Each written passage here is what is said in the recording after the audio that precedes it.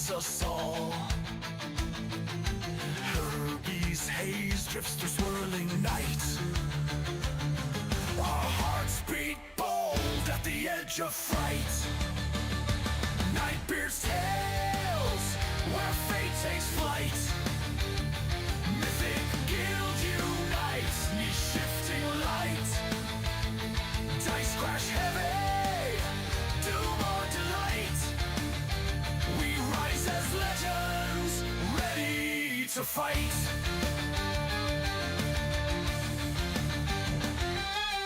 Dimmy spark, born of Eldrelite stone. Cali stems firm when savage hearts moan. Darius ascended, forging mortal dreams. We heed Eldralor's call beyond known schemes. Nightbeard's tales, where fate takes flight. Mythic Guild unites, niche shifting light. Dice crash heavy, doom or delight. We rise as legends, ready to fight.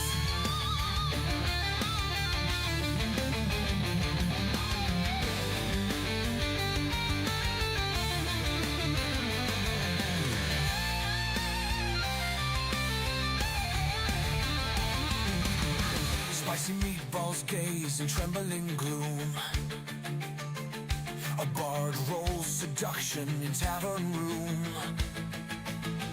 When monsters roar, let your courage roar. Stepping into another Nightbeard adventure, time to roll. Nightbeard's tales, where fate takes flight. Mythic Guild unites, niche shifting light. Dice crash heavy, doom or delight. We rise as legends, ready to fight. Ready to fight.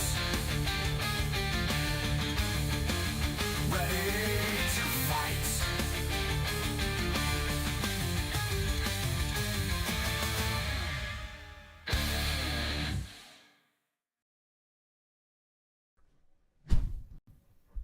In the shadow of mighty dragons and the whispers of holders, there stands Nightbeard, a master of dungeons, a spinner of fates, and a herald of adventure.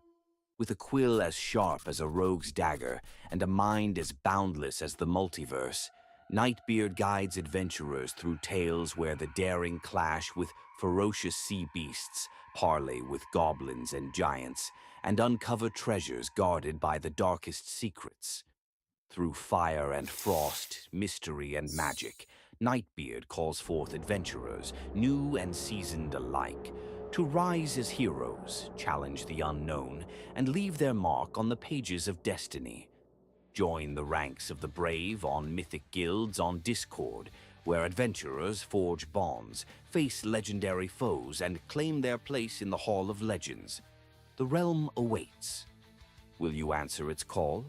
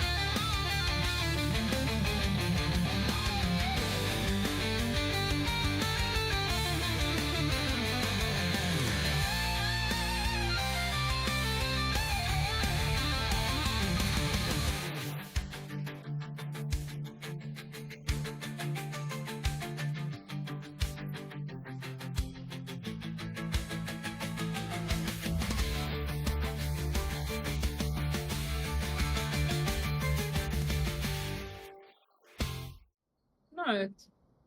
Says I'm part of that character.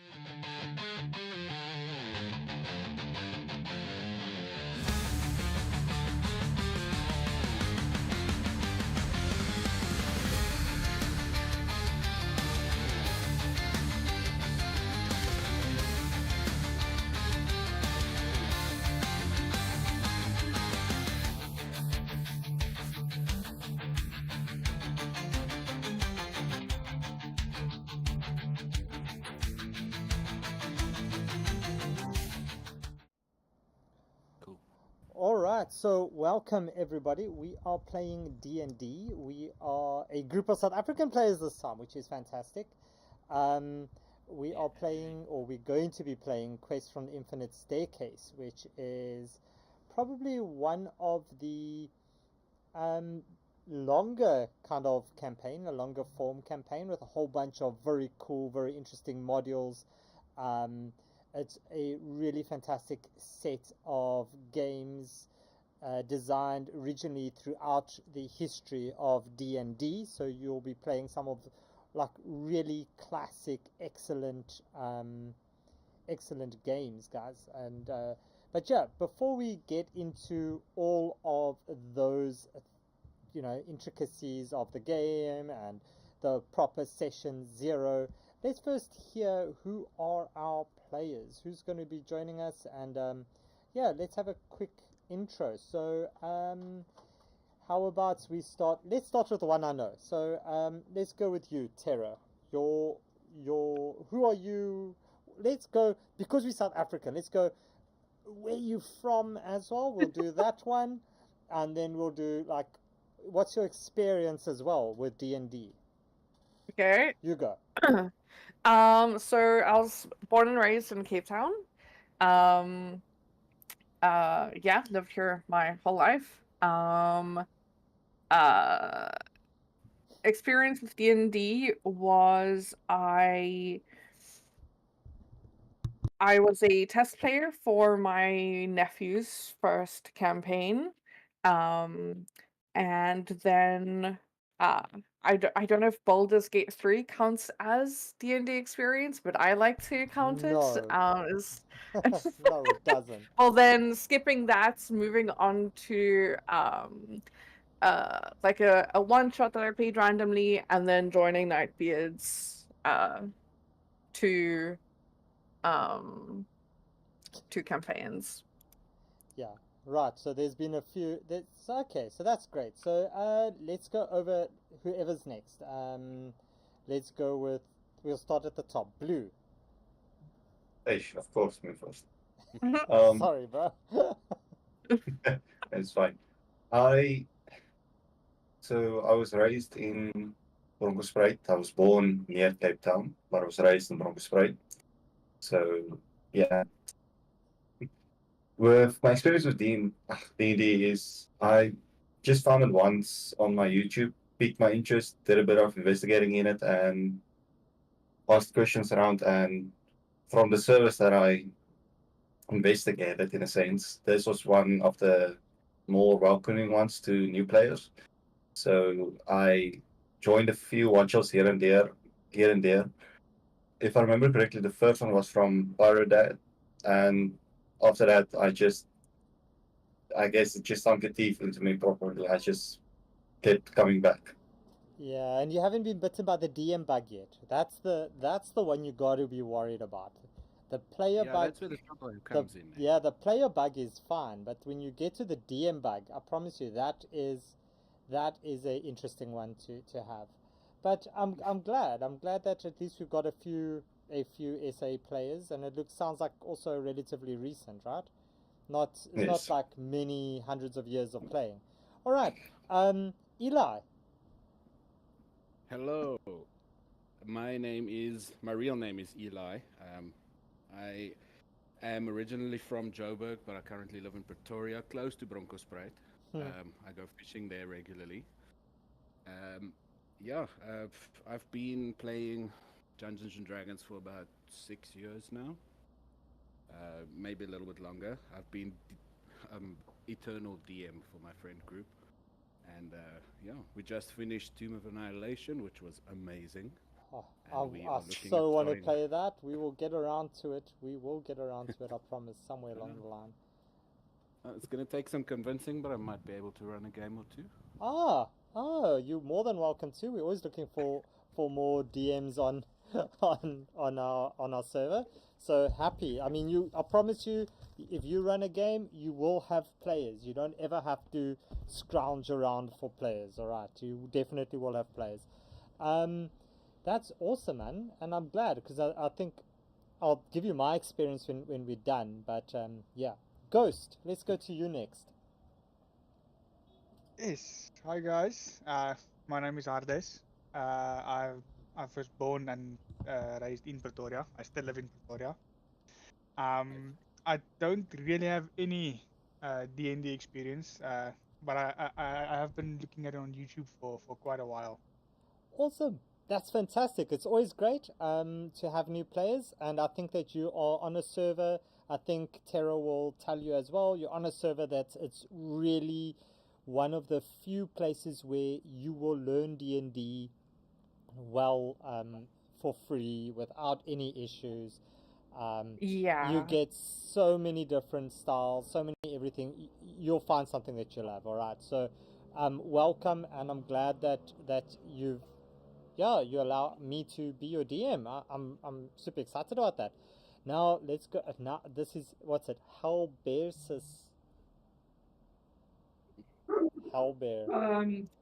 Sorry if my dogs are making a noise in the background.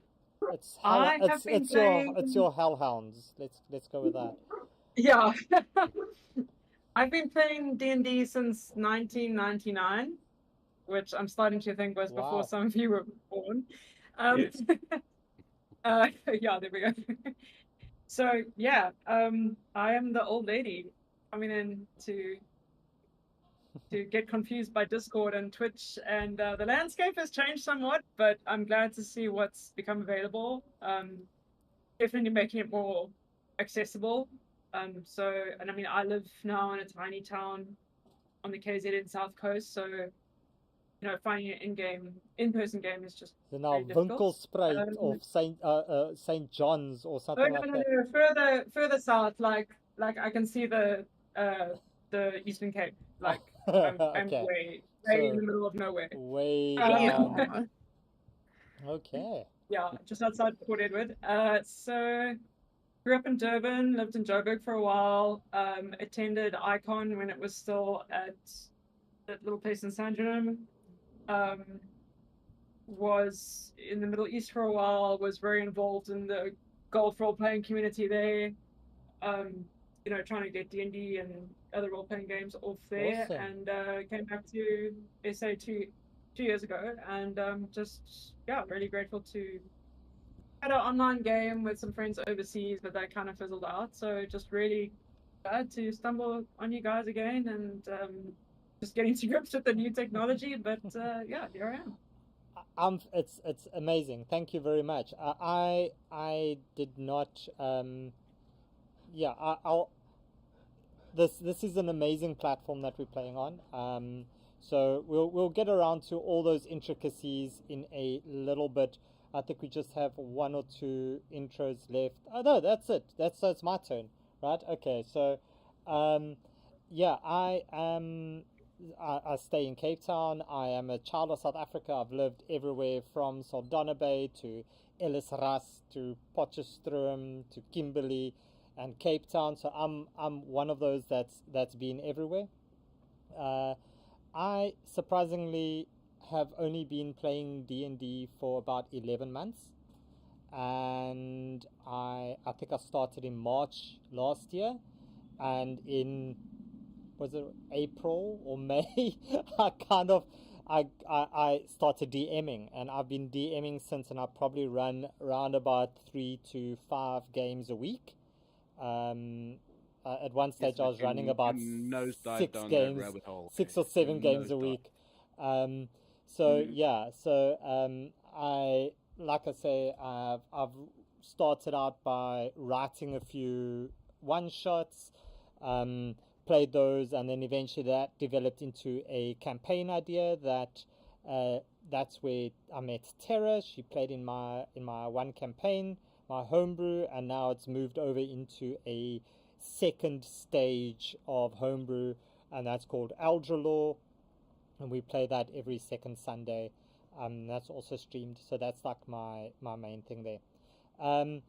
Yeah, I didn't have much experience in D&D. I've always wanted to play it, never had people to play it, and that's why I'm so passionate about making it accessible to people, and that's why I prefer online version, because it allows people that wouldn't normally have an opportunity to play the opportunity to actually engage with D&D and to have fun. I've got when you join the campaign link on D&D Beyond, you'll see you should have access to quite a lot of additional content, I guess you would call it. There's books that I have. You should have access to the Dungeon Master Guide, the Monster Manual, all the books that I have access to. You should have access to. So go have a look around if you do want to run a game. Speak to me and we'll help you set it up on Mythic Guilds Discord and all of that. I play on Above VTT, which is the virtual tabletop that I prefer to use, since it is free and cheap for us South Africans, because we can't always afford the $50 for all these other platforms that we have to use and pay for.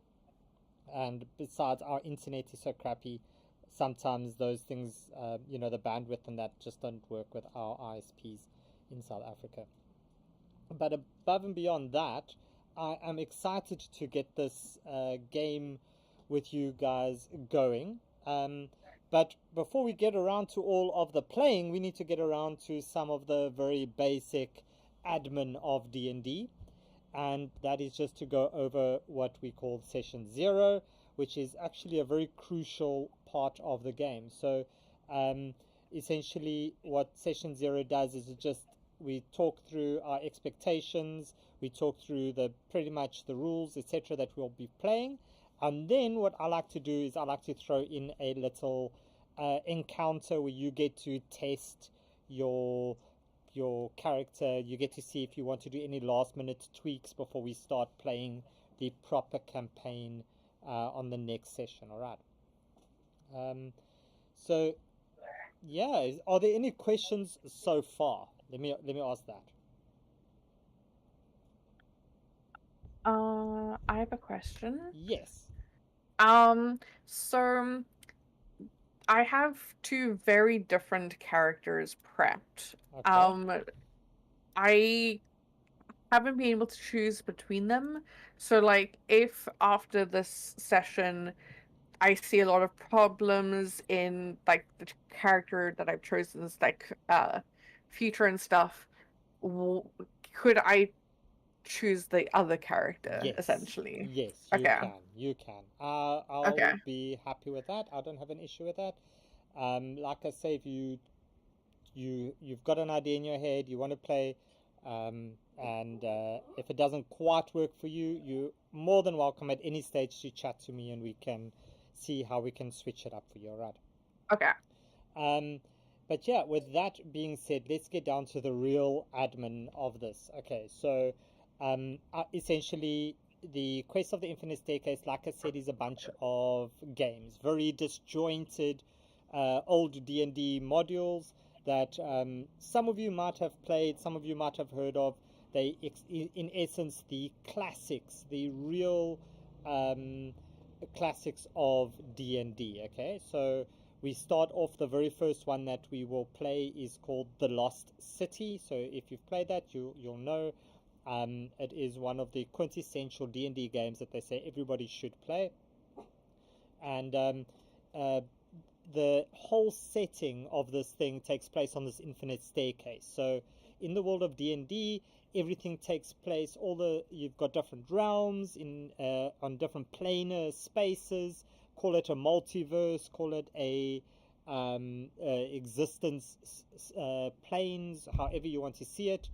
But in essence, it's all these disjointed worlds that come together, in essence, and where we are is on this infinite staircase. This is the place that links all of these different worlds together. Okay, so it's like a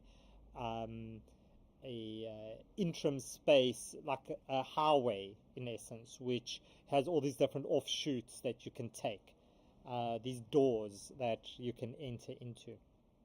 All right, so that then introduces, so some of the settings might be, it's not like a world setting where there's a logical flow to it.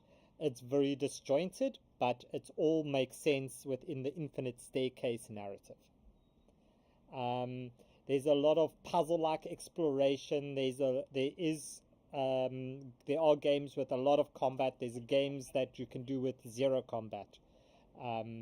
So yeah, that's all good. Any questions regarding the setting of Infinite Staircase? Okay, so nothing there. So like we said, we play on Wednesdays, every second Wednesday.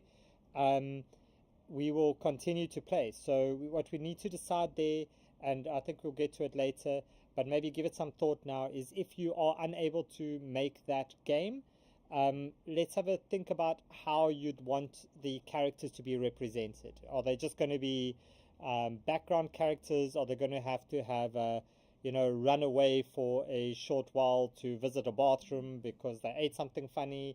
I don't care. We just need to figure out a way to match that into the narrative. But if we look at the rules, I play 2024 rules. That's the latest set of rules, and I've got primarily rules as written with a few variations on it. And then very excited about introducing the 2025 Monster Manual monsters. So there's been updates. If you think you know what a Tarask was, you are going to be pleasantly surprised. You think you know what a dragon was, there's different variations. So creatures that you discover will be completely maybe revamped from what you previously had. I'm really looking forward to that. Some of the homebrew things that will come in is on our Twitch stream. We have channel point redemptions where people earn points from watching the stream and they can use that to affect the game somehow. So one of the things is summoning, where they spend their glitterbeards, which are the channel points, to redeem creatures that you need to fight. And that creature is hostile and you need to fight that creature.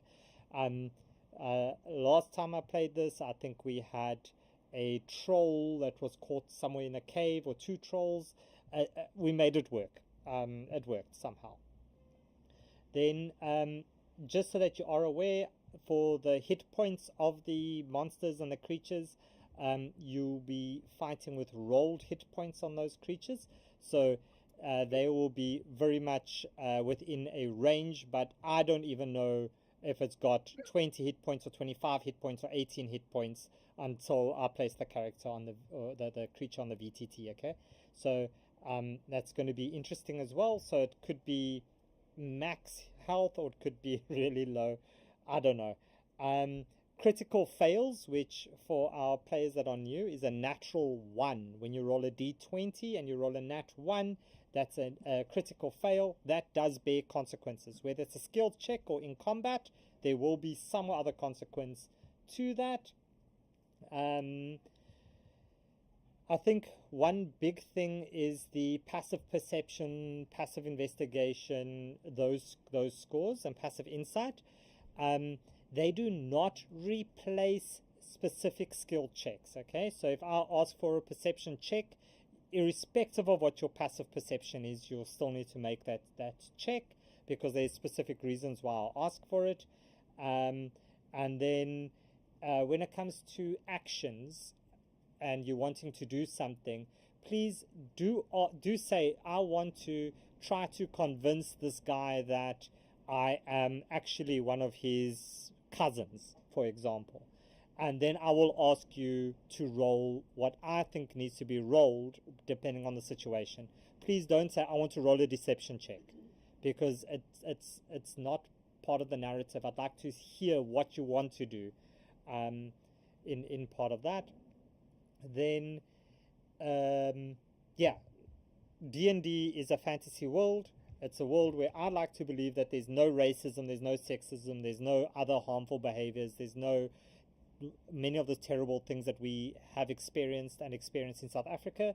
So let's keep all of those things out of the game, please, as well as any political references, whether you are a supporter or not of certain parties, of certain political stances. Let's not discuss any of those things on the game, please. This is a fantasy world, and we have fun in this one. And then role playing, which is in other words is living out your character. That can earn you heroic inspiration, but it is not a must. If you just want to be in the background and you just want to walk and say, oh, my character wants to do that, I'm happy for that. If you do want to live in and you do want to role play, please enjoy it, do it. I'm all in for it, but please do not feel obligated that you have to do that. Okay. Any questions in terms of the rules and the homebrew rules and those things? No, just something for interest's sake. Yeah. You said on a critical failures there Yes. will be consequences. Are we talking about like lingering injuries and that kind of stuff? It would depend. It's very much narrative based, right? So I have a character that he was the victim of a natural one roll that somebody else rolled, and they chopped off his arm. Okay, and we built that into the narrative. It didn't affect his gameplay, but it affected just the narrative of the story. Okay, so it's like a flavoring kind of thing. So flavor is free. I love flavor. If you want to rename your weapon from a rapier to a Asachai, I'm happy for that. I'm not going to stress about those things as long as you don't treat it like a spear. That's the other thing. So as long as you follow the mechanics of the weapon, I'm happy. So we'll take it as it is. Yeah. Cool. Even in a role play situation, obviously it'll have not a permanent, but a flavor related. Yeah, so you're standing on the deck of a ship and you're trying to spot land, and you roll a nat 1 on perception. You hear squawking overhead, you look up and a seagull poops in your eye, and you're blinded for the next 5 minutes. Something like that. You know what I mean? Perfect. That is perfect. So it's not a permanent thing. It's a role play thing. If there happens to be a combat triggered within those 5 minutes, then you blinded for the first few rounds of combat. But that's part of the experience, right? That's how I see it as part of the game. I very much enjoy that as a player. So yeah, I'm not a min-maxer. I enjoy having very stupid characters. Okay. Any other questions on those things? No, I think I'm good for now. Okay. Happiness. Then in terms of table etiquette, okay, so we're playing on above VTT. We'll go through a bit of a session later with above VTT. Discord for audio that you know.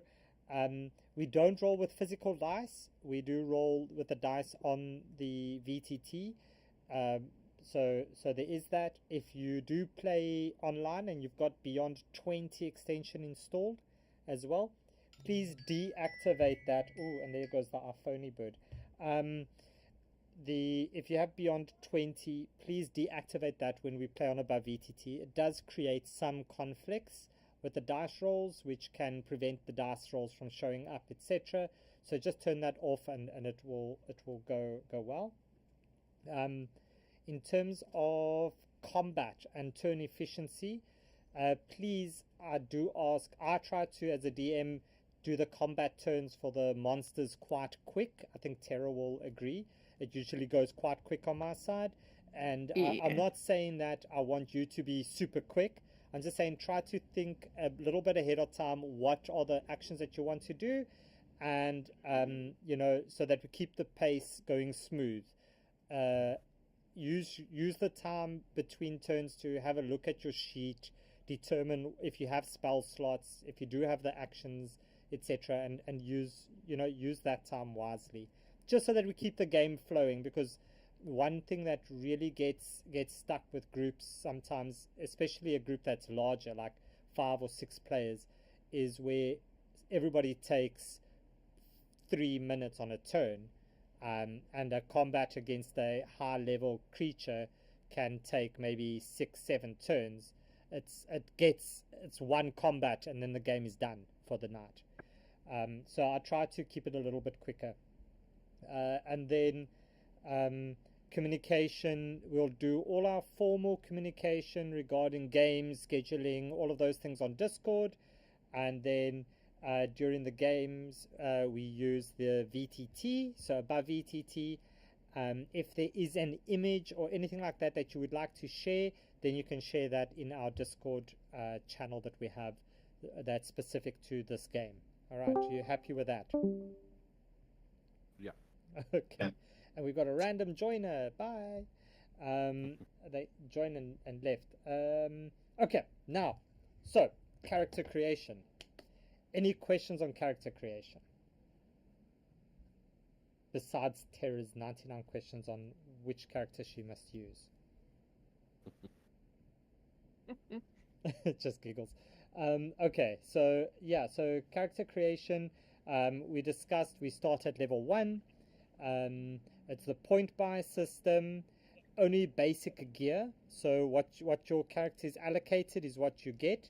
If you do want to trade in things for something else, please, you can do so, but at half of the listed player handbook value. So if, for example, you get a dagger, and a dagger is worth, I think, 2 gold pieces, you want to trade the dagger in, you trade it in, but you only get 1 gold piece back. Okay, so that is then what you will use to buy your other weapon if you want another weapon or something like that. Okay? Skyrim rules, basically. Yeah, pretty much. Essentially, that's all based on this. Then I'll give you guys a chance to kind of think about your backstory and background and all of those things.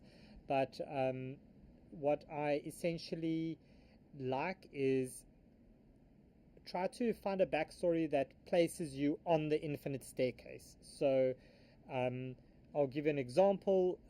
One of my players that when we played this previously, they had angered a god, and this god had stolen their child, and they are on a journey to find their child. All right, their daughter. That's what they were doing, and that's why they came to the infinite staircase, because they wanted to find whichever doorway would lead them to their daughter. And I think that's quite a good explanation as to the power of the backstory and the background. Okay, so try to see how you can make that work, and then in terms of skill progression and levels, we will be using milestone leveling. Okay, so there will be certain points where you'll have the opportunity to level up when you reach certain plot points, etc., within the stories. So in the first game, I think you start all at level 1. I think by the end of the Lost City, you should be level 3 at least, depending on 1 or 2 plot points in the story. But you should end it at level 3 or 4. Okay, so there is character progression within the first game. So it's going to be fun. It's going to be active. It's going to be busy.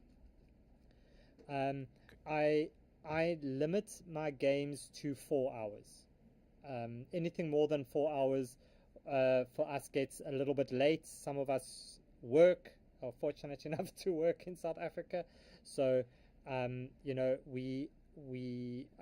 example, I can't be up until 1 o'clock in the morning playing D&D. I've tried it. It does not work for me. I'm a zombie at work the next day. You guys happy with a 4 hour? So it will normally be around about 3.5 hours, but capped at 4 hours. At 4 hours, I call a hard stop. Whether we're in combat or not, at 4 hours we stop. Sweet. Okay. It also helps save on our bandwidth a bit, on our data. Then I try to be online a little bit before every game. If you do have any specific questions that have come up, any questions that you have regarding mechanics or narrative kind of things, all of those things, I'm happy to do that as well. And then we do normally take 1 or 2 breaks in the game as well. Normally like a 5-minute break here and there, as needs arise. Might be a quicker 2-minute bathroom break or something like that, but we do try to keep that like out of combat, or if it is in combat, it will be like at the start of a turn when everybody's kind of, needs it, I think. Anything else that I'm missing in terms of that? You guys all happy with those questions? Yeah. Yeah. Okay. Yeah. Blue Ghost, you happy? Yeah. Hellbear, you're quiet there. You're muted. Yeah, all good. No, I was just using the little emojis. All good. Okay, Thank you. so you're good there. All right. Then please, like I said, we respect each other at the table. We don't do PvP, so no player versus player attacks, etc. like that. We don't do that. We mentioned the separation of fantasy versus reality, so please keep that in mind. And yeah, I think the rest is up. So if everybody's happy, the other thing I just want to mention as well is we do play with Crit Scribbler. Now, Crit Scribbler, so Crit Scribbler is a AI bot that analyzes what we say and provides a summary at the end of the game. Now, sometimes these summaries are a little bit of a interesting read. But in general, it kind of gives a good idea as to what happened in the game. So I'm going to ask you to please, in the chat, I'm going to put there, it's /add_me. And then when you see, there'll be a black bar that pops up. So this is in Discord. Add_me, a bar will pop up. It will ask you character name. In that, you please put your character name, and then you have a look at, if you see there's a plus next to that, you click the plus, and then above the typing box, you'll see there's a thing that says character description. If you click on that, it will bring in another black box in the type in box. There you give a basic character description. So it would be, if you're a dwarf with a red beard, you'll say, my name is Thorgrim Nightbeard, and in the next section I'll say he's a 4-foot dwarf with a red beard. He carries a giant axe and wears chainmail armor, green chainmail armor, whatever the case is. So you can do that, and it will then pick your character up and do all that. So I need to add this campaign quickly. So this is quests from the Infinite Staircase. When it asks you to choose one, just choose the quests of the Infinite Staircase. It's going to ask you that. And it's a GM. I'm the GM. So that's me. Okay, and it's going to do that. So if you guys get that all set up, you can ask me on Discord. We'll actually only use it from the next session, but please do try to get that set up. Okay. I am super excited for the next section. Are you all ready? Yes. Yes. Depends. Okay. Hope It Probably. depends. Okay. So you all have your characters in there. So let's check Dash. You're going to be playing with the one that you put in there, correct? Yeah. Okay. Awesome. So I'm going to put that in there for you. I'm going to put all your characters into this bar. So let's see. We have Axis. We have Bartholomew. We have Ellis. we have Kaylin, we have Maeve. There's our 5 players. Everybody happy there? You can see your Maeve, your artwork. Where's your artwork? There we are. There's your artwork. Okay. So if you Axis and Ellis, if you on your character sheets in D&D Beyond, if you go and you change your token, your profile picture for that character, then that will pull through to the game as well, and then that will be what your token looks like. Okay. So that's why yours is just like a little silhouette. You see those?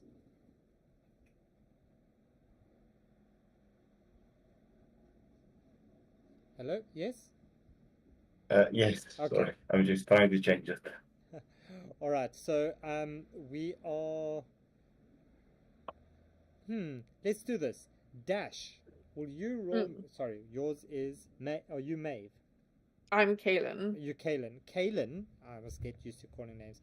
Will you please roll me a D10? Sure. Don't sound so hesitant. I'm still hesitant on my 5. character. you're very cautious. Okay, so a 5 is oh yeah. Oh, by the way, you'll notice on the stream I don't have my camera up, right? So there's a community challenge where you can spend your glitter beard coins, points, whatever, to see me on camera. That means I will put my camera up there in all my future games that you can see my face. But I have to put a content warning out there. That's at your own risk. If you, I have to put that out there. Are you warning that we might be emotionally scarred once we see you on camera? Emotionally, if you're into horror movies, by all means, go for it. But you got like a new kitten a couple of months ago, so like it'll balance out. We get to see the kitten on camera. When I have the camera app, I would put in a special category to say, "Go fetch the cat," and then we will show the cat on the camera. Yeah, and the dog.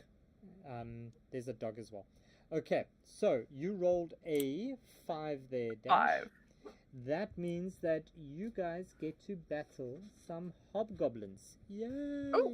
Okay, so I'm going to pull up one or two hobgoblins, and we'll do a little bit of a combat battle so that we can just get to... Oh yes, this is obviously cool because this is now the first time I'm playing with the new hobgoblins. Ooh, yeah, there's a whole bunch of new hobgoblins. There's a hobgoblin devastator, there's a hobgoblin captain, then there's a whole bunch of lower hobgoblins which we don't have access to. So I will make it let's see, I will give you some of the legacy ones. I'll give you some of the old hobgoblins just for now. We'll put one over here. We'll put one over here, and then I'll give you a captain as well to fight. I'll put that one right next to Kaylin. Alright, so you guys all ready? Ready, Freddy. Ready? Okay. What I am going to show you as well on the game, if you have a look, you will notice that you do not see each other's hit points or AC or anything like that. Please try to not meta game. Please do not try to say, oh, my AC is 21. I like to see this as, you can ask, what are you wearing? Or when I look at Bartholomew, what does Bartholomew wear, right? What do I see? So try to really engage in those kinds of things. Don't say, oh, Bartholomew, I have an AC of 12. That's like kind of, oh, I'm wearing you'll see I'm wearing just a padded leather armor, and that will kind of give an indication, oh, all right, so that's a base of, 11 or 12. That's where you're going to be. All right. Everybody happy with that? Yeah. Okay. All right. So you have all arrived in this tavern, and you've been listening to this bard singing up on stage about adventures on this infinite staircase, and he kind of closes his eyes as he sways his head left and right while he's singing the words. You look at his eyes and you just see they are pitch black with almost a reflective quality to them, as Charles Ray's really verbalizes these things about the infinite staircase, and you have these really brutish people stand up and start pelting tomatoes at poor Charles Ray's, and there's a little bit of a scuffle breaks out as I'm guessing Kalen takes exception to this and kind of bashes a beer mug over the head of this blue one over here, and I need you all to please roll me initiative. Now, when we play on above VTT, very easy for you as players, just press the space bar and it will bring up your character sheet and you can roll that way. You'll find your initiative on there. So it brings you up your whole D&D Beyond character sheet, and it should be quite familiar to you if you've used D&D Beyond before. If you have not used D&D Beyond, we said who's the new player? That'd be me. That's Ghost. And your character name? It's Bartholomew. Okay, so sorry, Bartholomew, I was picking on you. I didn't mean to pick on you. So, No, it's fine. so Bartholomew, what you would do is you'd open up your character sheet. Okay, do you have it open in front of you? Yes. Okay, so on your character sheet, do you know the basics of the character sheet and what everything represents? Yes. Okay, cool. So you know that you've got different types of things. You've got your skills, then you've got saving throws, you've got skill checks, and then you have your initiative, which is pretty much linked to your dexterity. Okay, so you'll see on there you have your saving throws skills, then you have initiative, and next to initiative you have your armor class. Okay. Yeah. And then underneath that you have all your actions and your spells and your inventory and all of those things as well. Now, what's really cool is if you go over, if everybody wants to do this while we're at it, if you go over to things like your extras, right? If you have any extras that you have, so you get a, argument's sake, you get a pet dash. Tara. If you go there, there's an option to say add an extra. So there you can add an extra. You say then pet, and then it gives you an option of which you can add. You've got a pet adult brass dragon now, Bartholomew. So there I've added it onto your sheet. Okay, you're not going to keep it, but there you should see it. And there's a little plus sign next to it. You see, if you look at that, you might need to refresh your screen. But if you click on that plus sign, it should place it on the screen as well. So there we go. They just placed the Bartholomew's adult dragon. Okay. So just for those of you who want to know a little bit more about above VTT, we will get to the advanced functions when we play. But just for now, I think let's get to the basics. So have you all rolled initiative? Let's see, I've got you all in there. Fantastic. And I'm going to roll initiative for the others, and then let's get it on. Please, people on the stream, I would appreciate if we do not do summons now. I will not accept any summons, but I will accept any advantage, disadvantage, potions, etc. Kopi, you can spend all your glitter beards on that freaking get me on camera thing. I see you already contributed another 2,000.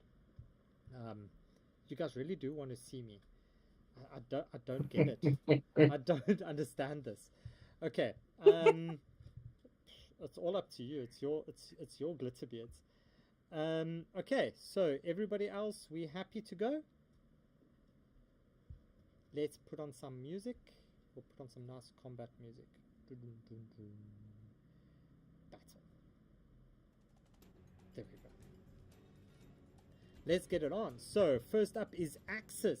Axis, what you going to do? Ish. The one closest to me is the one on the left, correct? Yep, that yes. one. So if you put your cursor over that one and you double click, it will make it ping. There we go. So flash it.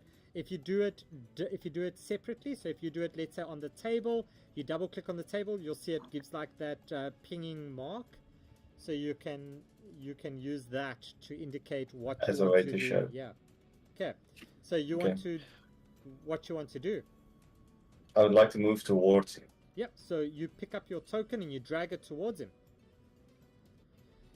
Okay. Like now, that, correct? There we go. So if you go to the top right of your screen, you'll see that there's a gear. If you click on that, you'll see that it gives you some options down below with a bunch of like sliders. So you see there's one that the second one down says measure while dragging tokens. You can click that one so that it's blue.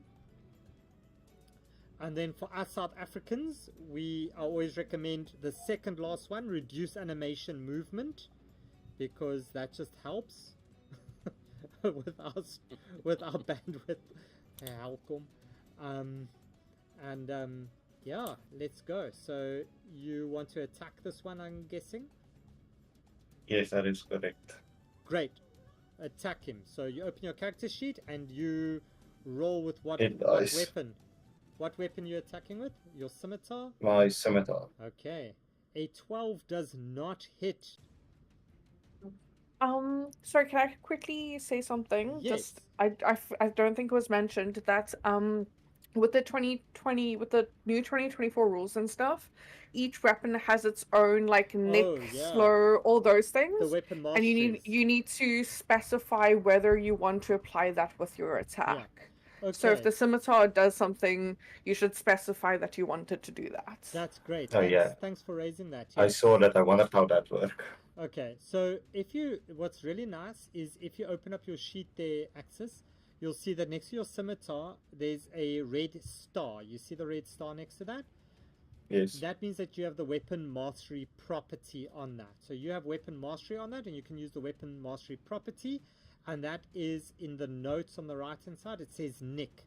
Now, what Nick does, if you click on Nick, it will open up or if you click on the weapon, it opens up the mastery at the bottom there. It says Nick, and it says that when you make the extra attack of the light property, you can make it as part of the attacked action instead of the bonus action. So in other words, what you then get is if you use your one-handed, so you use your scimitar in your right hand, for example, you use your short sword in your left hand, you can apply a nick, so you can do one attack with your scimitar, one attack with your short sword as a part of your one action, and then you can do another short sword as your bonus action. Okay. Yeah. All right. So so I'm going to say the 12 does not hit, and you can roll me then an attack with your short sword.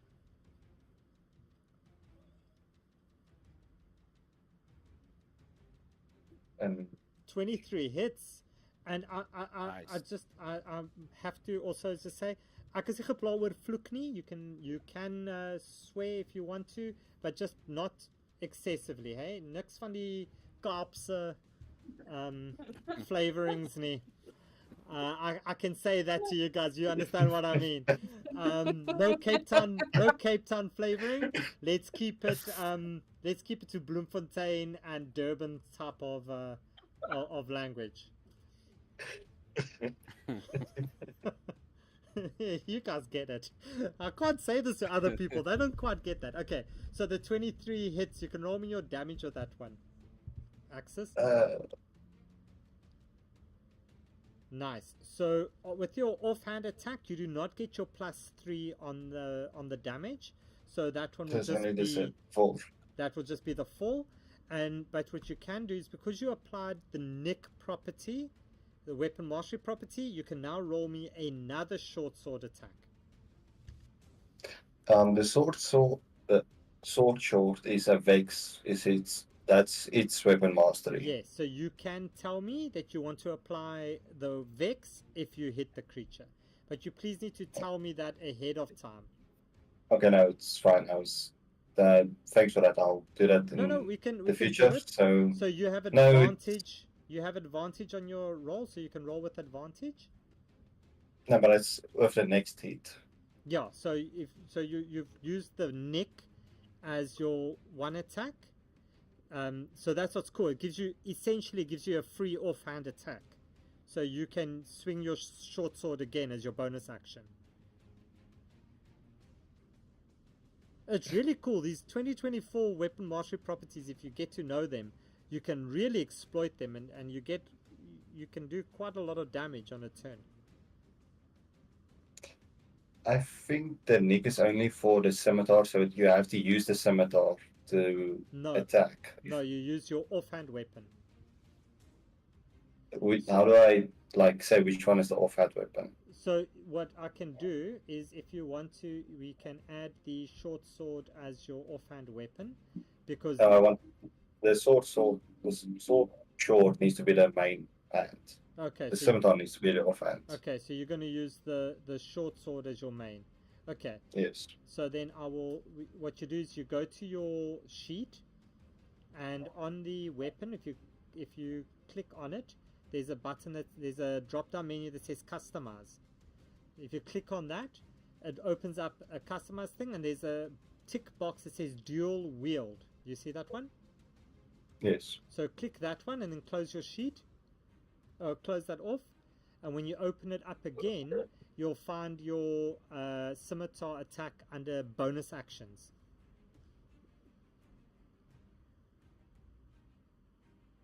Oh, no, I see. Thanks. Okay, so that way you can kind of keep that stuff. Keep track of everything. That's it. Okay, so Axis, you're done then. Yes. Awesome. Let's go over to Maeve. Maeve, what you doing? Well, I'm sort of halfway between the two, but I think I'll go for the blue one. Okay. So you say I just double click on it? No? You just drag it. There we go. Yeah, and then I will. You want to save the second strike for the inner round, or just do both? Roll then damage, roll then damage. So roll, and then if it hits, you roll damage. You playing a monk. This is gonna be fun. This drives me nuts. I play a monk as well in some of my games. So okay, this is gonna. Okay, go for it. Roll your first attack. Punch him 6,000 times. Yeah, something like that. Yeah. Okay, so your first 12 does not hit. Yes. Okay. Right, and then the next one. Come on. 13 does not hit. Oops. Okay, sorry. I think I accidentally pressed damage. I do apologize. Okay, so if you click the button on the left of the attack, right, the punch on your unarmed strike there, that rolls your attack and your damage. If you click the +4, that will just roll the attack, and the damage will just roll the damage. Okay. That's all good. Then when you later on, what happens is you'll see that there's a for you it's not really, for the monk it's not really that important, but we'll get to that when we get to that. Okay, so next up, Maeve, are you done? Yeah, for now. Okay, cool. So next up is this one, and he's just going to walk straight over to you, stand between you, Ellis, and Bartholomew, and he's going to roll to decide. So Bartholomew, you're going to be 1, 2, and Ellis, you 3 and 4. So 3 and 4. So he turns to you, Ellis, as he raises his long sword, as he swings it through the air. Does a 16 hit? It hits. Okay. So Bartholomew, you understand how to determine if a hit hits? Yes, I do. Okay, cool. I'm just checking because I like I say, we're here to help you. So he's swinging it with only one hand, and he's going to swing it through. Ooh, and that does 6 points of damage, Ellis. Jeez. All right. Yeah. Cool. This is a big boy. Next up is this blue one, and he's just going to absolutely. He's going to go for, let's say 1, 2 is the top, 3, 4 is left. So the dice decided your fate. As it will swing its greatsword. You just see this huge greatsword swing through the air, and will a 13 hit you? Kaylin? Me. Hit who? You? Oh, Caleb. Kaylin? Me? Yes, a Oh, 13. okay. A 13 does not hit. Okay, so Ellis, it's your turn. All right, so I cannot cast spells within melee range, so I'm going to. You can. It And will if it's just a be touch at spell, yeah. disadvantage. Yeah. No, I think I'll just stab him with my dagger. Okay, Let's roll see me if your it- attack. let's see if it does you anything. can stab him.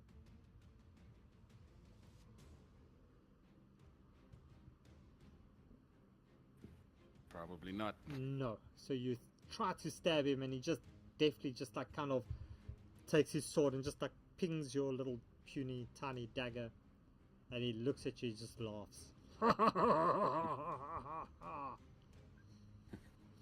And as a bonus action, I'll drop down on my knees and hold the wound where he hit me, and I'll look at Bartholomew and I'll say, "You can do this without me." and I'll give him bardic inspiration. Oh, nice. Okay, so Bartholomew, you get some bardic inspiration. Okay, so there we go. You'll notice as well, if you right click on your token, there's a menu thing, a little selection there that says conditions markers. And there's a whole bunch of selection of markers that you can put on. Some of them I will ask you to activate, and you need to approve it in the game log. All right. Now after Ellis, it is this one's turn, and it turns to you, Axis, as it swings its long sword at you. Oof, and does a 15 hit. My armor class is 15. Yeah, So- Yarditslan. It hits you 5. So it hits you for 5 points of damage. Ouch. Ouch. Especially you guys are so squishy right now. This one that it was never there. Kaylin, it's your turn. All right, I am going to enter Rage. Okay. And yeah, this my first time playing with Barbarian, so I don't know if what I'm doing is correct. Yep. But then I am going to hit at the blue one with my Great Axe. Okay. So you can roll me your attack. 17. 17. I'm so sorry. I was not rolling to everyone. I'm going to put it on to everyone. I normally roll to everybody. A 17 will hit, Kaylin. You can... Fantastic. I do want... wait, no, I don't have martial thingamajig with that. So on your sheet, okay, so what you will see now is if you open up and you see above the actions thing there's says a AVTT role settings. Do you see that? Yeah. So if you click on that, it brings open a thing that says Barbarian Rage. Click that Rage, activate that.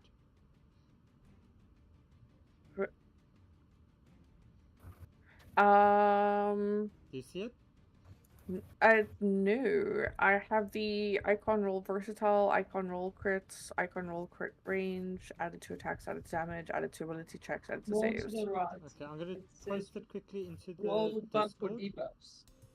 Oh, there! Yeah, so there. That's it. So they click in the rage one, click the tick box there, And then when you roll the Rage. damage, it should activate the bonus damage that your rage gives you as well. It gives me 3 options, so it gives me +2, +3, and +4.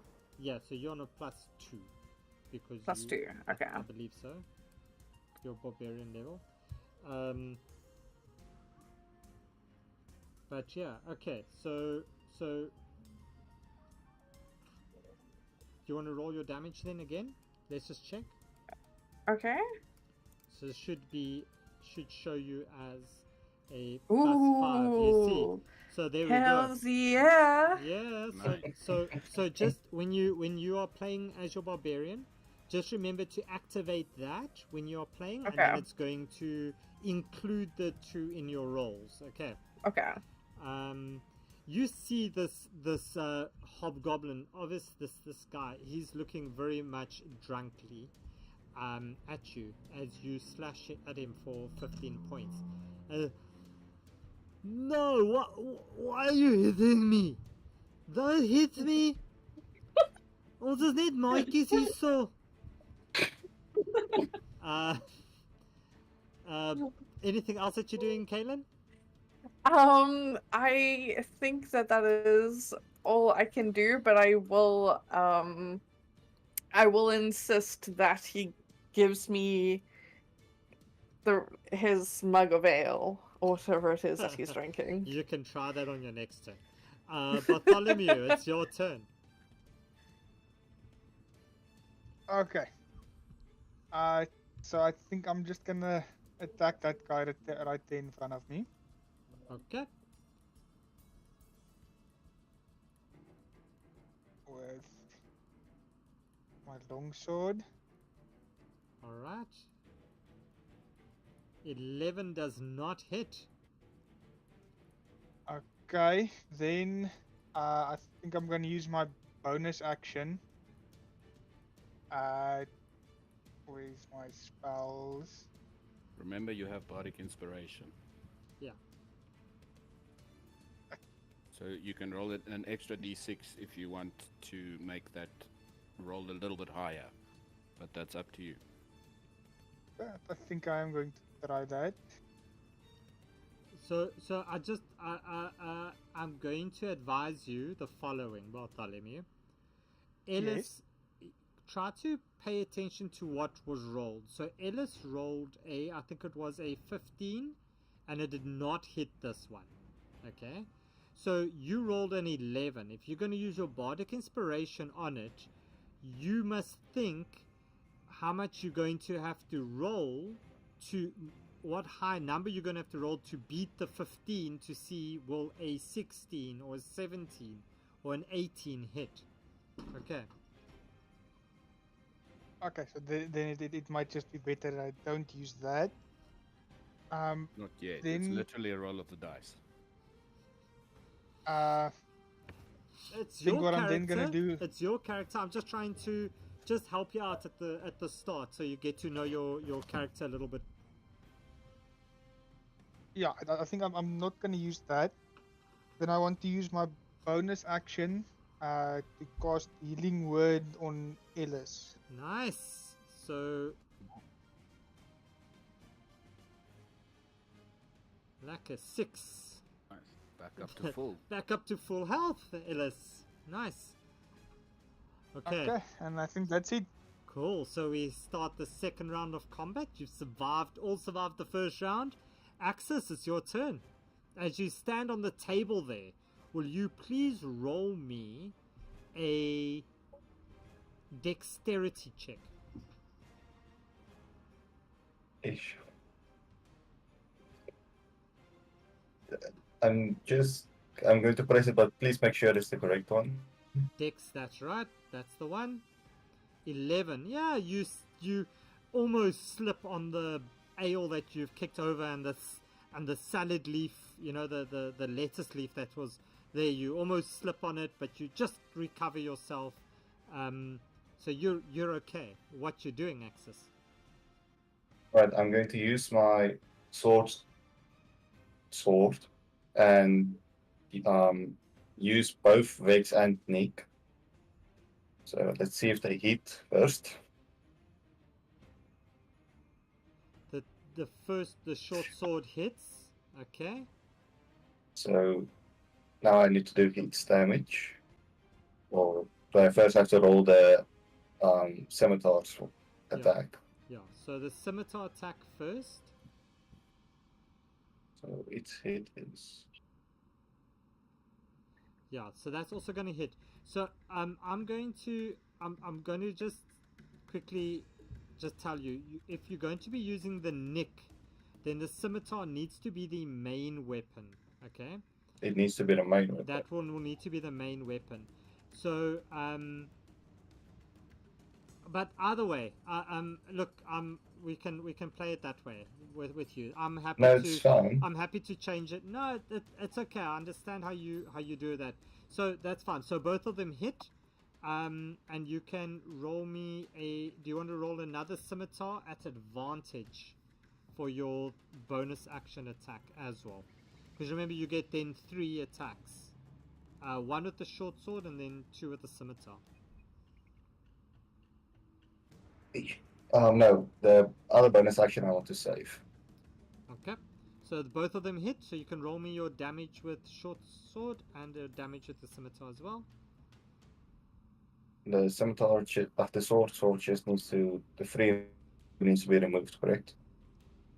Yeah, but well, either way, this one's dead. So, how do you see this happening, Axis? Nice. I want to go gory or not too gory. Go for it. There's no age restriction on my games. It's like, gooi. You can do. You must hear my son describe things. I promise you, you will be like, wait, what? So gooi. Let's go. Okay, so as the scimitar pierces its right shoulder, my sword comes up and chops off.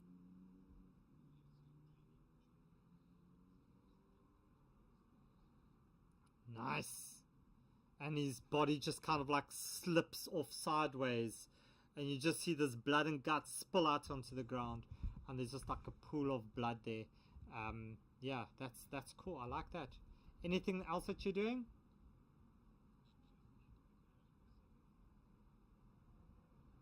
Cool. Okay. Nice. Good choice. Use your second wind there.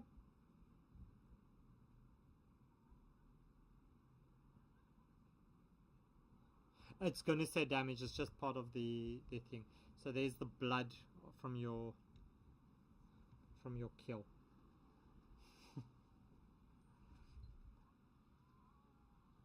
Nice. Okay. Any movement that you want to do before Maeve takes over with the 99 punches?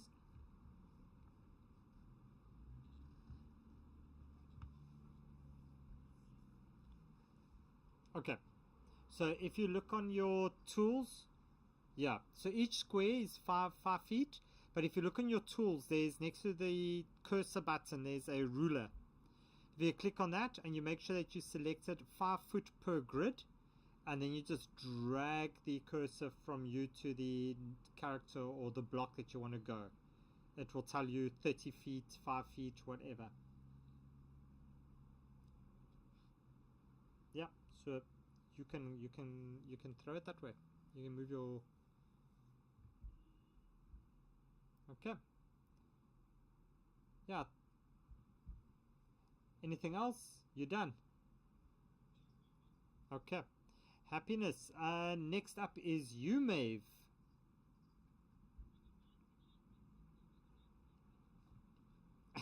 I love that. Well done.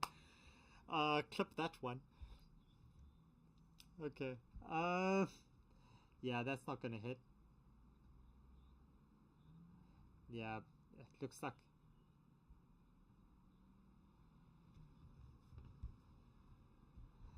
It's okay. It happens. A lot of my characters are also quite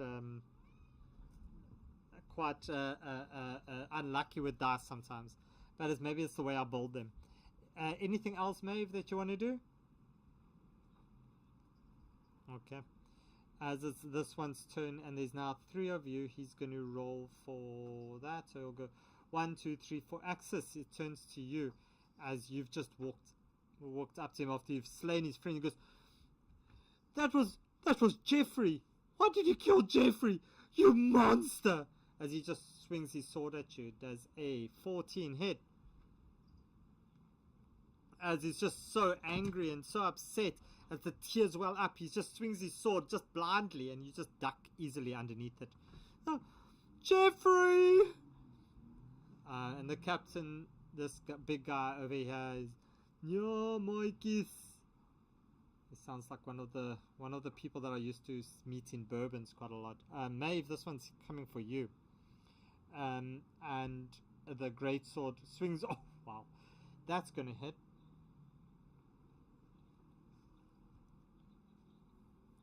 Yeah. So the first one comes at you and does 10 points of damage. As he then swings his sword around, as he's hitting you, he swings his sword around to Kalen and does a 16 hit Kalen, and that does 11 points. I'm being nice. Okay, Ellis, your turn.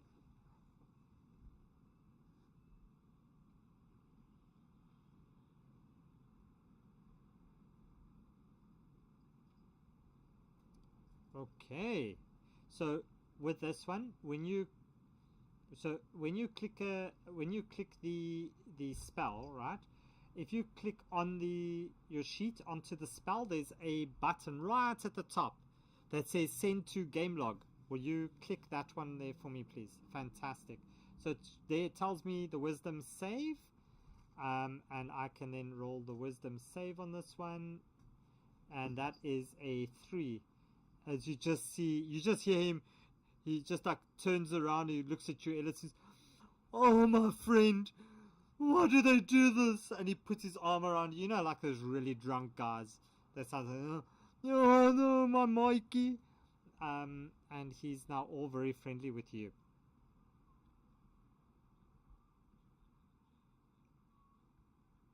Okay. And you can walk away. Alright, that one's dead. Kalen, it's your turn.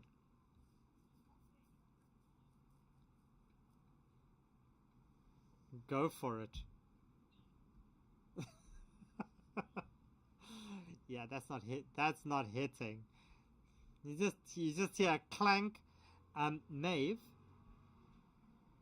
did you change your did you do your damage? Yes. Okay. Oh, I see. That's maybe why. They've changed the update above VTT, so you don't have an X over you anymore. So it's interesting. Okay. So Kalen, yeah, that misses. Anything else that you're doing?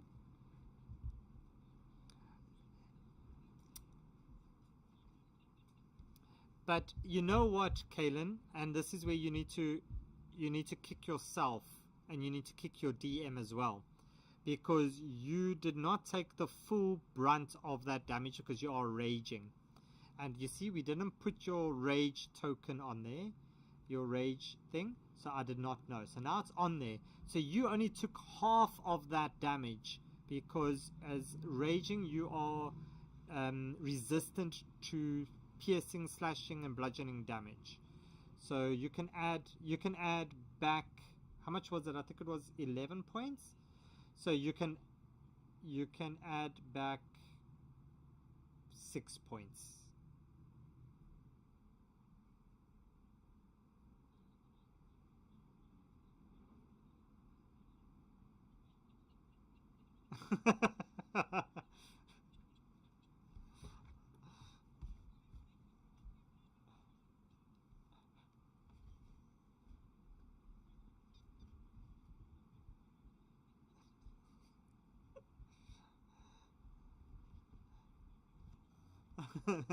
All right. Okay, so Bartholomew, it's your turn. Now, part of Charmed, if you're not aware, if you go back to the spell that's up there, that when it was shared, it will tell you that it will be charmed until somebody attacks, hits it, right? Damage it, until you or your allies damage it. So if you attack this creature over here now, then he's not going to want to be friends anymore.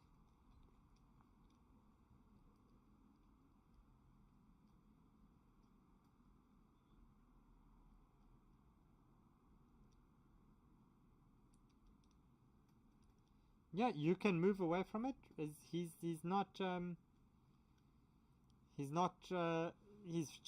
friendly with Ellis, but yeah, I'll allow you to move away from him because he's very distracted by Ellis. He's now been told to sit down. Alright, so Bartholomew, you move up to the blue guy over here, and what you're going to do? Yeah, slalom. Let's see. Hopefully using your blade, yeah. Hopefully using a long... 11's not going to hit.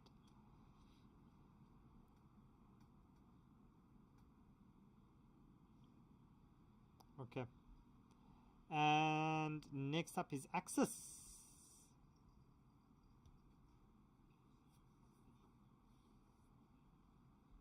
Okay.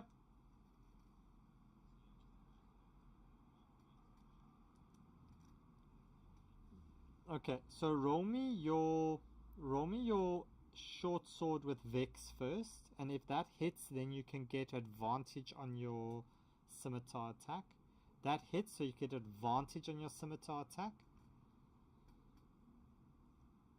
So if you right click on the plus, right? So if you go right click on the +5, it brings up another menu, and it says it's got like all those super advantage. Just click on the advantage one, and you can say roll.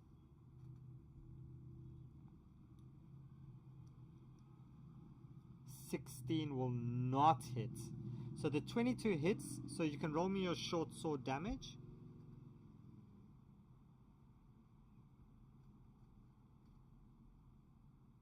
And that does 4 points of damage.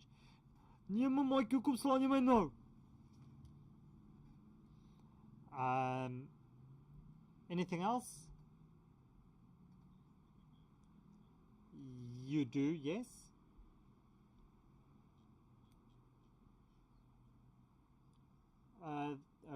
Okay.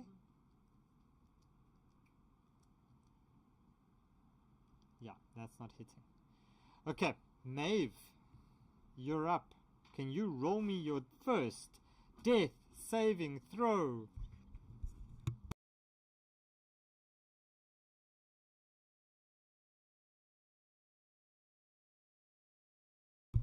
Okay, so death save. Let's see, what's your death save gonna be?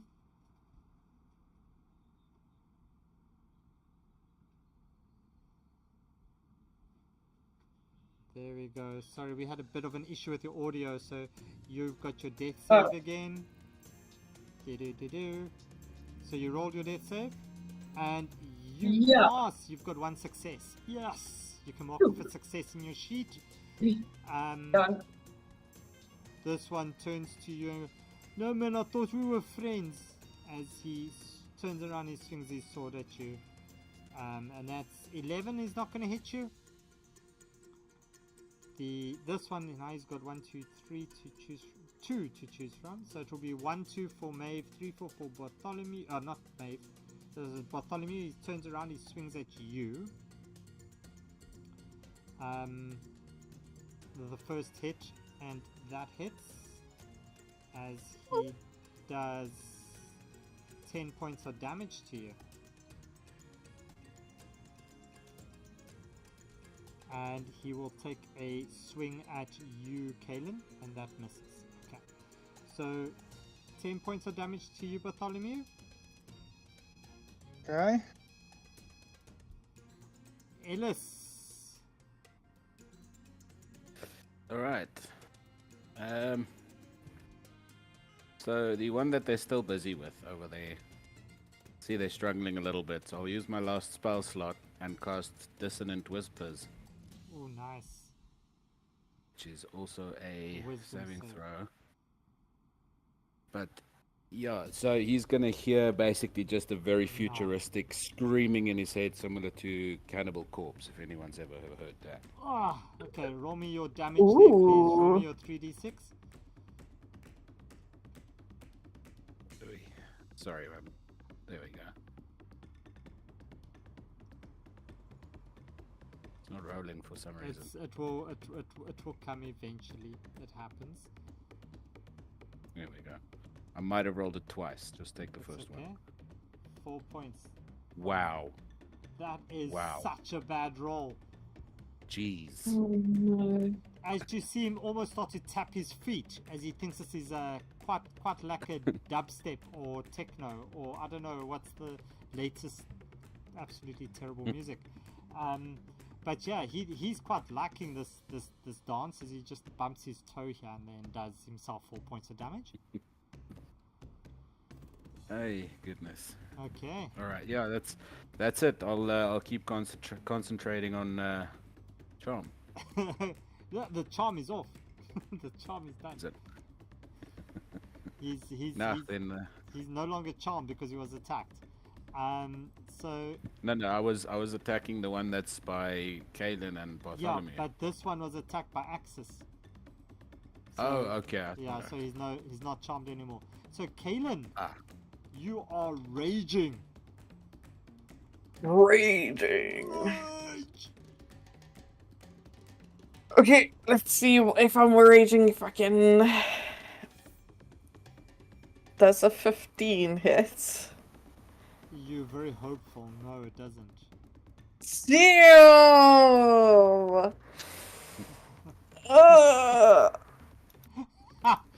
So Kopi says in the chat for your for your dissonant whispers, he says it ends up sounding like Taylor Swift instead of Cannibal Corpse. Well, I don't know. I think Taylor Swift would do more damage, Kopi. Yeah. Okay. Probably. So, sorry, Caleb. It's your turn. What? 15 does not hit. Okay, there's nothing else I can do, Okay. so... Bartholomew, it's your turn. Okay. I'm gonna try and hit him with the long sword again. Okay. Hopefully I hit this time. 22 hits. Finally. So then this would be the 1d8 damage because I'm using it in one hand. You can I decide if understand. you can decide if you're hitting him one-handed or two-handed.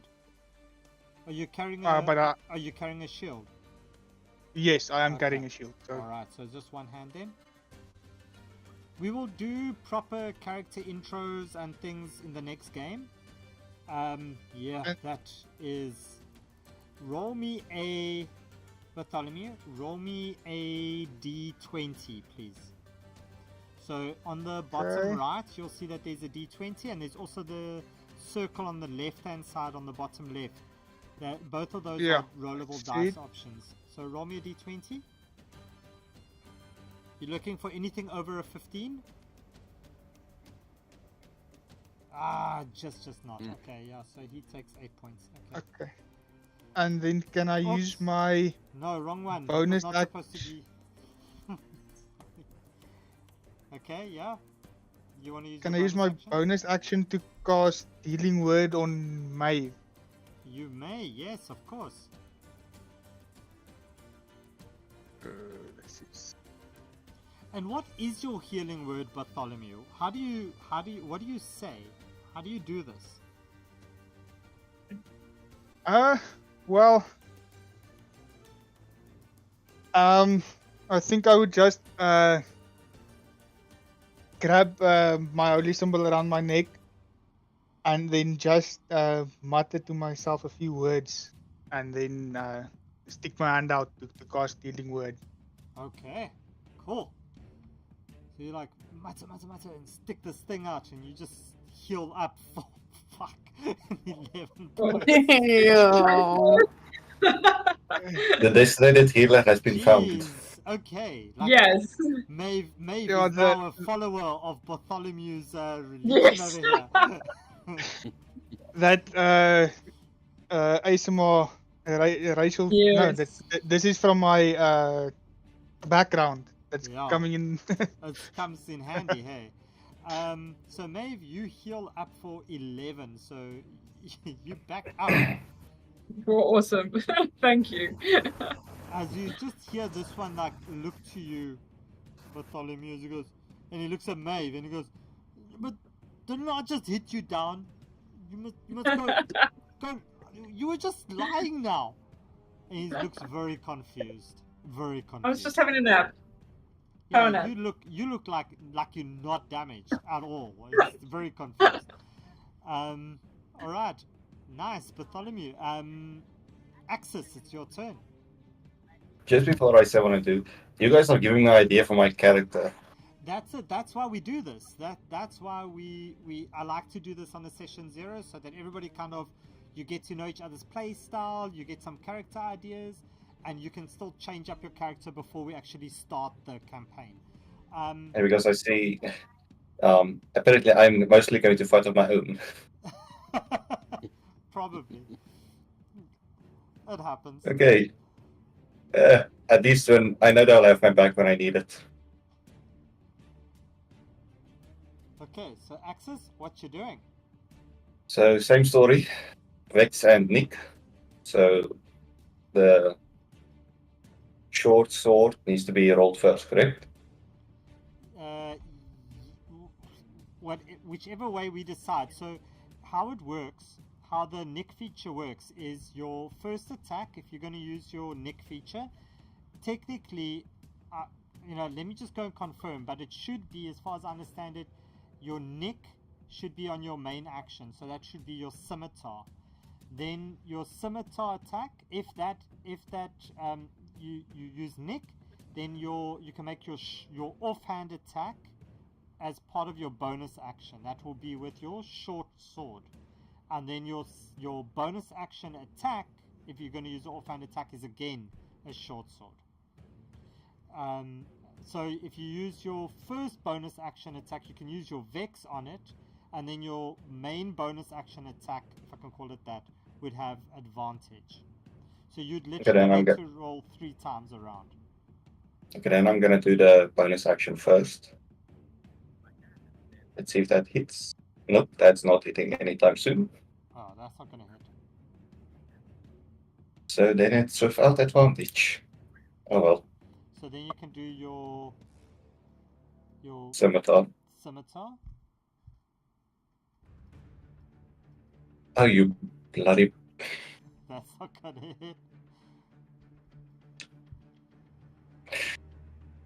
hit. Well, my luck is turning. Yeah, and that seems to be it for me. That's it. You've still got your yeah, so that's okay, so that's your Nick. Didn't work. Okay, so Maeve. Yes. Go for it.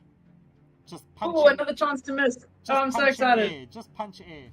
Yeah. Oh, come on. Macarena. Let me get one hit in. 60, it just does not hit. Oh, come on. Okay. As I this jumped guy up starts, so he starts quickly. dancing. I jumped up so quickly from being healed that I just punched over his head. Sprang up there. My word. Oh, that's so bad. Don't worry, you're getting all your bad rolls out the way now. It's good. Axis does a, what's that? An 11 hit? No. Okay. This one will go for, there's 3 people around him now. Oh, and he goes for you, Maeve. He's like, I thought I hit you. I'm gonna hit you again. As he rolls a 12. Does a 12 hit? No. Yay. And he brings the sword around with a flat side and he smacks you on the back side of your head on a 23. And he says 6 points of damage. Ellis. Yeah, I know. Oh, this whoa. this guy is a just to No, tell he you, is. he's a big boy, right? This is Yeah. what he looks like. Yeah, he's a big boy. He's like the leader of the hobgoblins. Okay, Ellis, what you doing? So, I'm gonna do all I can do. I'm just gonna hurl insults. I'm gonna do vicious mockery. Okay, on which one? Ooh. And now I'm going to put you under pressure because now you have to tell me what you tell him. Oh That's boy. cool. That's cool. That's cool. I'm good with insults. I'll do the one by access. Okay, so the green one over here. All right, and Sit down, what are you saying to him before I even roll? Because if I roll low, then you're not going to tell us the insult. And I can't believe I know this for my age, but I'm gonna tell him, sit down. You're no Travis Kelce. Okay, that's like way over me, and he goes. He just sits down. He goes, well. He's the dude that's dating Taylor Swift at the moment. Yeah, whatever. He fails. He just sits down. He's like, yeah, as he holds his head. Roll me your damage.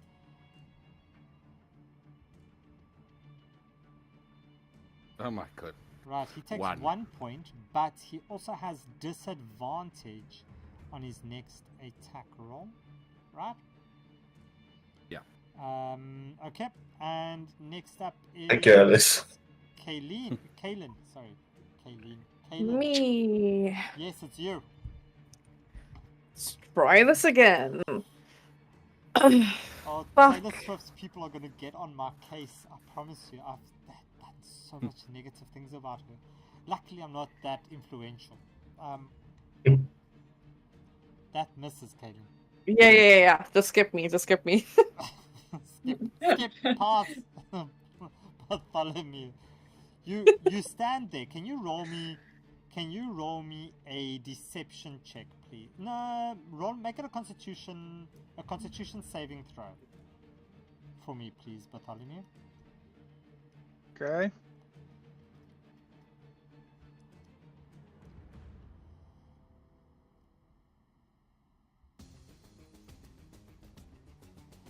So as you stand there and you've just seen Maeve jump up and punch air and Kaylin swing her axe around and whatever, you start laughing uncontrollably. You just can yourself and you have disadvantage on your attack because you rolled a nat 1. So you will get disadvantage on your attack against this guy because you're all just laughing so much. Okay.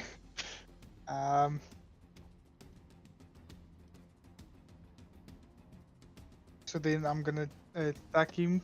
I haven't been using my weapon mastery, so I want to use the weapon mastery of the longsword, which is sap. Okay. And for the rest of the class, sap means? Brain health?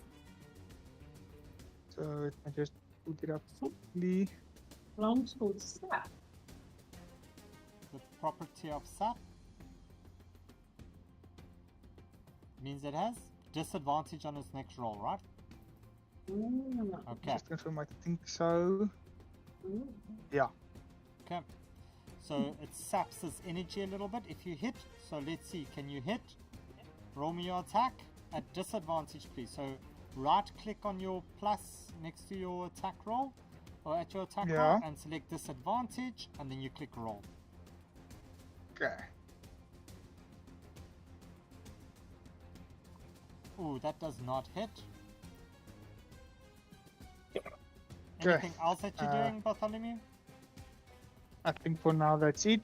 Okay. Axis. I'm feeling like I'm a broken record at this point, but bonus action. Let's see if that one hits. Okay. So your short sword 11 does not hit. No. These guys have really high AC, hey? I'm just it's Yes. stupid. Blame it on Kaylin. She rolled the 5. You'll see. And then- I don't make decisions. The dice make decisions. I just prepare the tables. They make the decisions. Okay, so the bonus action attack is going to miss, but you can still do your scimitar Attack. Your scimitar attack. And see if that No. one hits. I'm not going to do that one. I'm going to try something different. I'm going to use my brave weapon. Ah, nice. Ooh. Okay, go for it. What breath weapon is it? It's a lighting one. Okay. Nice.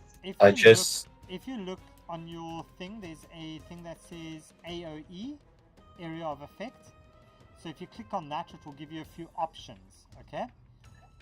It will give you the size. So that's the size that it says in your breath weapon. So I think it would be 30 feet, if I'm not mistaken. For lightning. Then you have the style. There you can go down and you can select lightning. It's just to make it look prettier. And you're going to be doing the line one, correct? Yep. So it's a 30-foot, 5 by 30-foot line of lightning. Yes. Okay, so then you click line, and then it's going to bring up this like little thing like this, right? And then you can drag the eye around, and you can position it however you want to position it. Like that, for example. Okay? If you were to position it a little bit like that, you could hit Ellis as well, if you wanted to. You see? I'm just Yeah, but I'm yeah. So I'm just showing you like in terms of the tools that are available, you can actually kind of like prepare it and say, okay, I'm going to hit those two, or I'm going to switch it around. You understand? yes. And then you've got the other ways to anchor it, and then you can use the rotate function on the other one. Okay, but that being said, obviously you're going for the hobgoblin. You're going to throw it like this. So roll me your damage there, please. And it's 12 dex. Oh, nice. Okay, so how do you see this happening? If I say jump back, is that doable? You can jump back. Right, so as I'm jumping back, lightning just erupts out of my mouth, directed, going from my feet directly upwards to him, and hitting him straight from his feet straight up until his body just turning into ash and disappearing.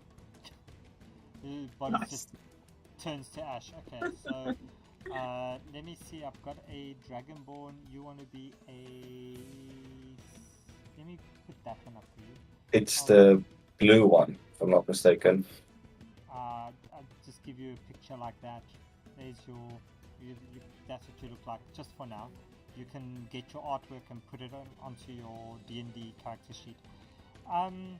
Okay, yeah, so this one just like puffs away as it just like burns up.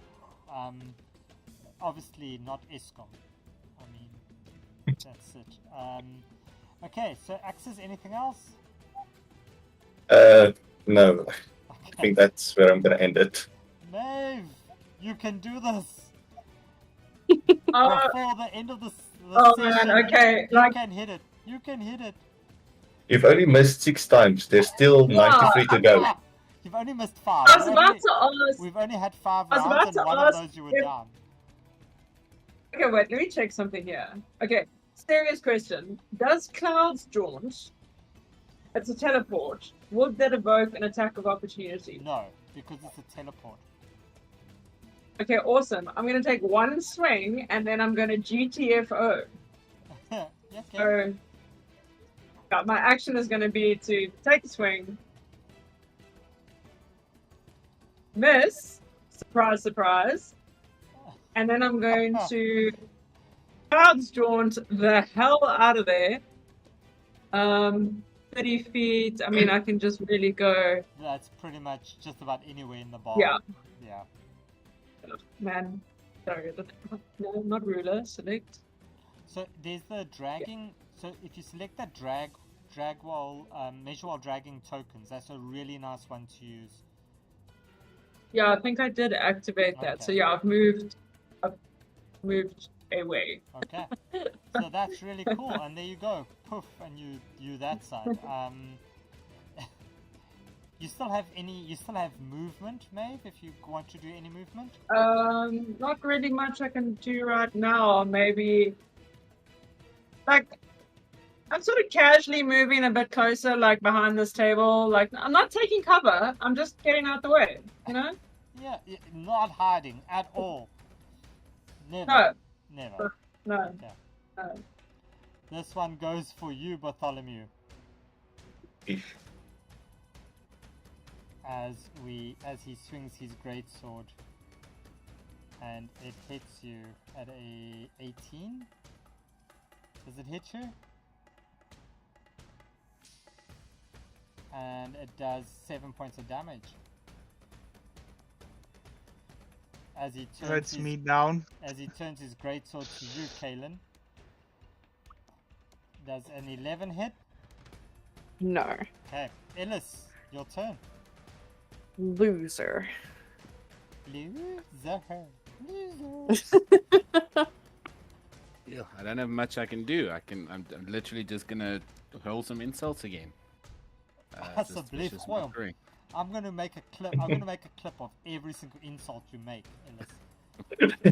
Okay, cool. That's fine. That's I'm cool. gonna make them on Twitch, and then I'm gonna download them, and then I'm gonna make pressure. a whole thing at the end of our campaign. We're gonna do a Ellis's insults, and it's just gonna be one long highlight reel of all your very bad insults. Okay, go for it. What's your insult this time? I don't know. I gotta think of one. Could you go get your wife? Because I don't like fighting ugly people. Oh wow! And that Just to give you some background, I'm a very awkward bard, by the way. I messed up that joke on purpose. It was supposed to be, could you go get your husband? I don't like fighting ugly women. He's very confused at this stage, and he's just very confused. So yeah, go for it. Roll me your damage. Vicious mockery. Please, not a 1 again.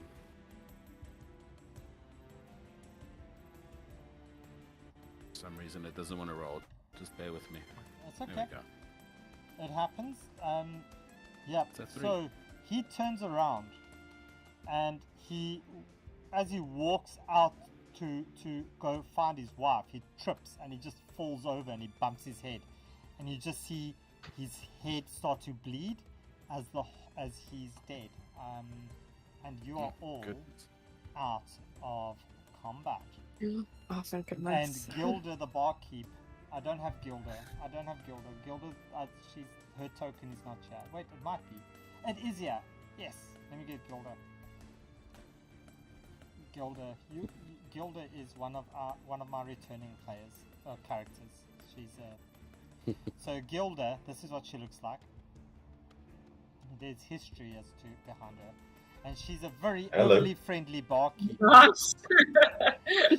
She's like super friendly. She's like, "Oh, you're adventurous! Oh, look at you, brave one!"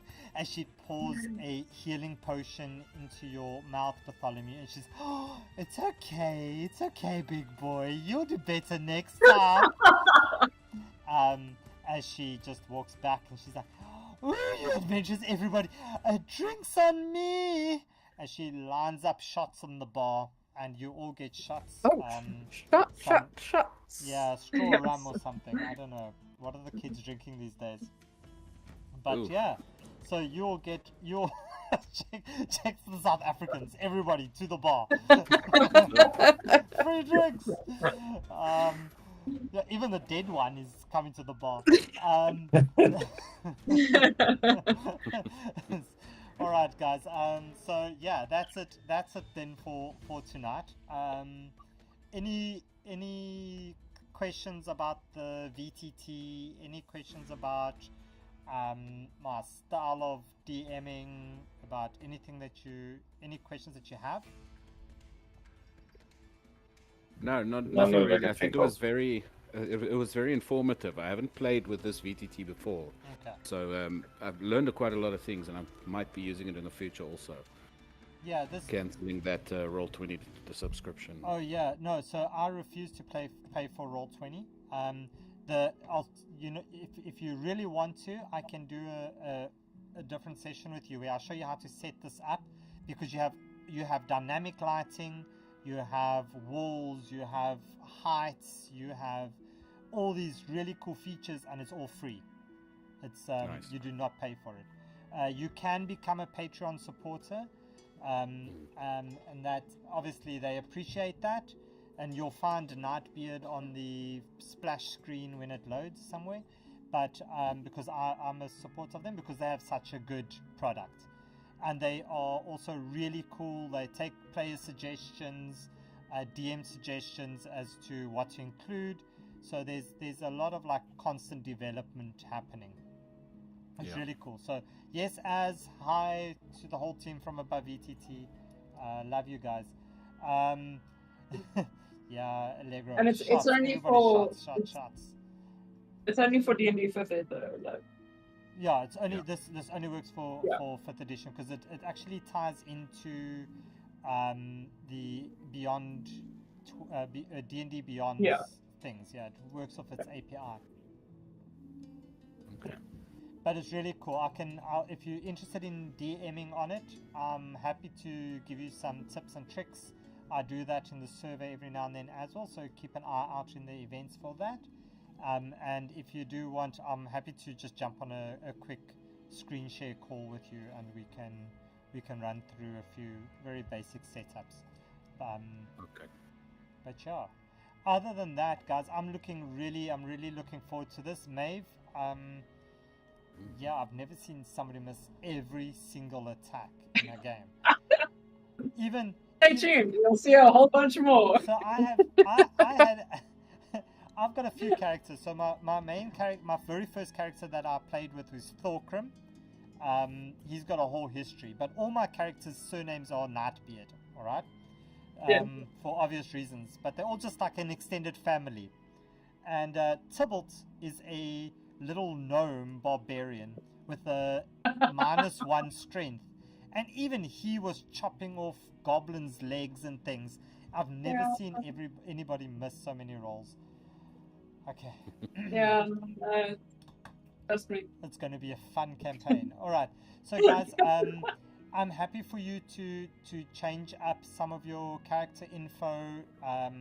If you want to change classes, if you want to change all of that, I'm happy for that to happen before the next session. But please just let us have a look at your final sheets, like let's say the Monday or the Sunday before. I'd prefer the game, that I can just have a quick look over and see what your sheets are, just to see if there's any one or two issues that might pop up. And then, I feel like this is very out of character for a monk, but I feel like walking over to one of the down hobgoblins, just kicking one, just to sort of at least get a shot. Go. You walk over to the captain. Can you roll me an unarmed Yeah, strike? it's just Roll me an unarmed strike at advantage, since he is prone. Since he's prone as well. Okay. He's prone. He's dead. He's here he goes. can't dodge Here this.